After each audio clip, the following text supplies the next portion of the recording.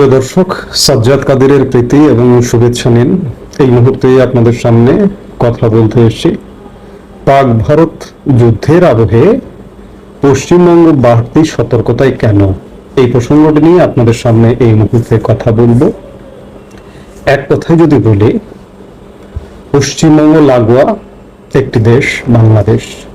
ভারতের total 4000 kilometre আমাদের border বাংলাদেশের সাথে।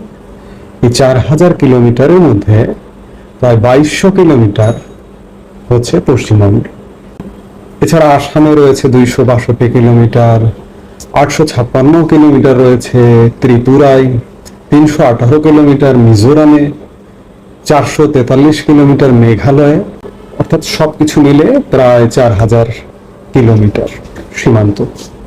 এবং ভারতের সাথে যতগুলো দেশ আছে সীমান্ত দেশ, 7টি দেশ, এই 7টি দেশের মধ্যে বাংলাদেশের সীমান্তটা সবচেয়ে বড়। পাকিস্তানের পরে পাকিস্তানের সীমান্ত, ভারত পাকিস্তান সীমান্ত 3300 কিলোমিটার।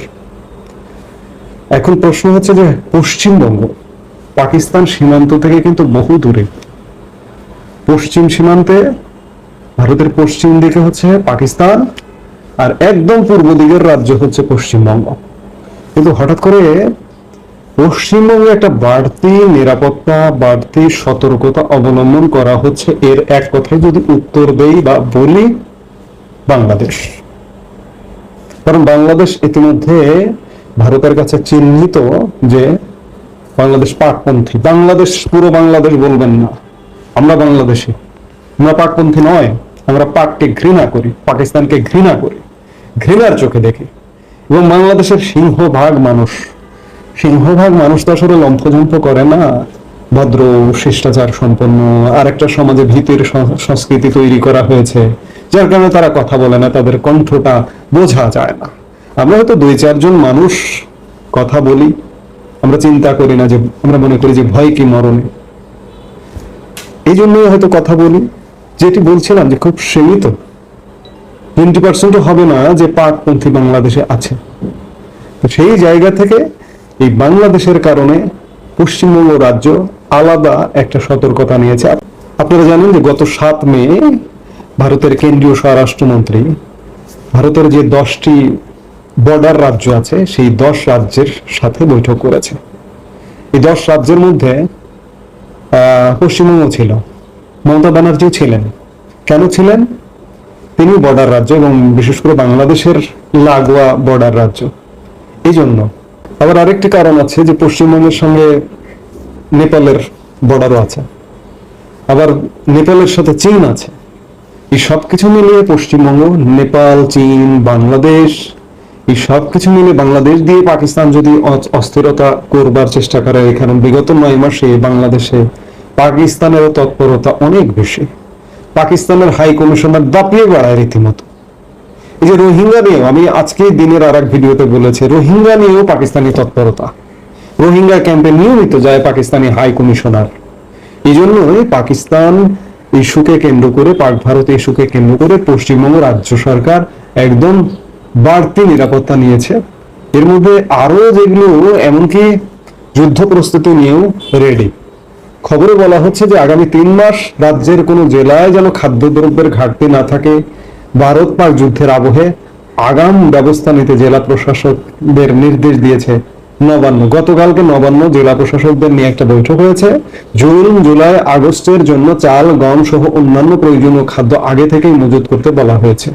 রবিবার এ নিয়ে জেলা প্রশাসক, পুলিশ সুপার ও প্রশাসনকে একাধিক শীর্ষ কর্তার সঙ্গে বৈঠক করেন মুখ্য সচিব মনোজ পন্থ। বৈঠকে বিপর্যয় মোকাবেলা, স্বাস্থ্যের মতো অত্যন্ত গুরুত্বপূর্ণ দপ্তরের শীর্ষ কর্তারাও হাজির ছিলেন।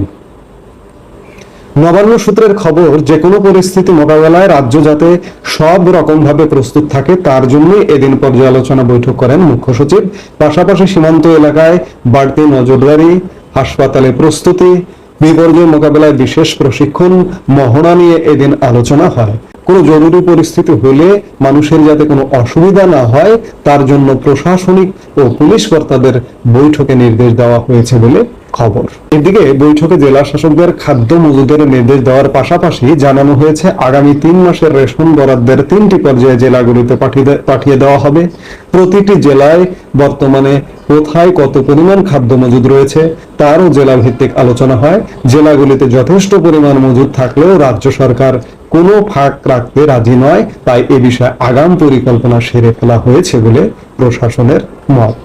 বৈঠকে রাজ্যের সীমান্তবর্তী জেলাগুলোতে আরো কড়া নজরদারি চালাতে নির্দেশ দেওয়া হয়েছে পুলিশ কর্তাদের। সর্বোচ্চ পর্যায়ে সতর্ক থাকতে হবে পুলিশকে। প্রত্যন্ত এলাকা, পাহাড়ি এলাকা, অরণ্য ঘেরা দুর্গম অঞ্চলে পুলিশি টহল বাড়াতে হবে। সুন্দরবনের জলপথ ও উত্তরবঙ্গের পাহাড় ঘেঁষা আন্তর্জাতিক সীমান্ত এলাকায় রাখতে হবে বিশেষ নজর। বিশেষভাবে গুরুত্ব দেওয়া হয়েছে হাসপাতালগুলোতে। স্বাস্থ্য দপ্তরের কর্তাদের নির্দেশ দেওয়া হয়েছে আপৎকালীন পরিস্থিতিতে হাসপাতালের চিকিৎসা পরিষেবায় যাতে কোনো ঘাটতি না থাকে, তার জন্য প্রয়োজনীয় যাবতীয় ব্যবস্থা আগে থেকেই নিতে হবে। এছাড়াও দমকলের কর্তাদেরও জানানো হয়েছে জরুরি ভিত্তিতে উদ্ধার কাজ ও অন্যান্য ব্যবস্থা নিতে মহড়া সেরে রাখতে হবে। বিশেষ করে বিপর্যয় মোকাবেলা দপ্তরের কোনো প্রশিক্ষণ যাতে বাকি না থাকে। সিভিল ডিফেন্স ভলেন্টিয়ারদের জন্য বিশেষ প্রশিক্ষণ ও রিফ্রেশার কোর্স চালু করারও সিদ্ধান্ত বৈঠকে হয়েছে বলে খবর। দমকল ও বিপর্যয় মোকাবেলা দপ্তর আগের থেকে অনেক বেশি শক্তিশালী। এই ব্যবস্থাকে আরো পোক্ত করতে অত্যাধুনিক যন্ত্রপাতিও কেনা হবে বলে খবর। সাইরেনগুলোকে পুরো মাত্রায় চালু করারও কথাও আলোচনা হয় বৈঠকে। অর্থাৎ পশ্চিমবঙ্গ রাজ্য পুরোপুরি যুদ্ধ প্রস্তুতিতে। আজকে পাক ভারত ডিজিএমও পর্যায়ে director general of military operations দুই দেশের বৈঠকও অনুষ্ঠিত হয়েছে। আবার গতকালকে রাতেও সীমান্তে উত্তেজনার কোনো খবর পাওয়া যায়নি। তার আগের দিন যুদ্ধবিরতির ঘোষণার পরেও ভারত সীমান্তে পাকিস্তান হামলা করেছে এমন খবর পাওয়া গেলেও গত রাতে আমরা সেই ধরনের কোনো খবর পাইনি, কারণ ভারত বেশ কিছু ব্যবস্থা নিয়েছিল। ভারতের কেন্দ্রীয় পর্যায়ে, উচ্চ পর্যায়ে ভারতের সামরিক বাহিনীর সাথে প্রধানমন্ত্রী গতকালকে বৈঠক করেছিলেন। ভারতের সেনাপ্রধান উপেন্দ্র দ্বিবেদী একটা পাল্টা জবাব দেবার খুব দৃঢ় ঘোষণা দিয়েছিলেন, যার দরুন হয়তো সীমান্তে আর গতকালকে হামলার ঘটনা ঘটেনি।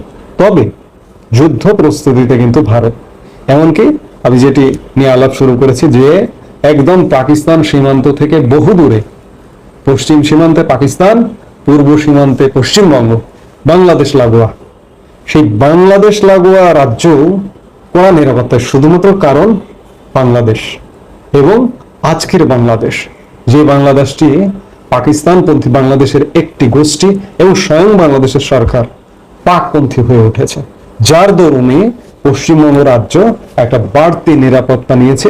এবং যে খবরের কথা বললাম যে পশ্চিমবঙ্গ রাজ্য সরকার এই ইনিশিয়েটিভ গুলো নিয়েছে, কারণ এখনো বলা যায় না যে পাক ভারত যুদ্ধ থেমে গেছে।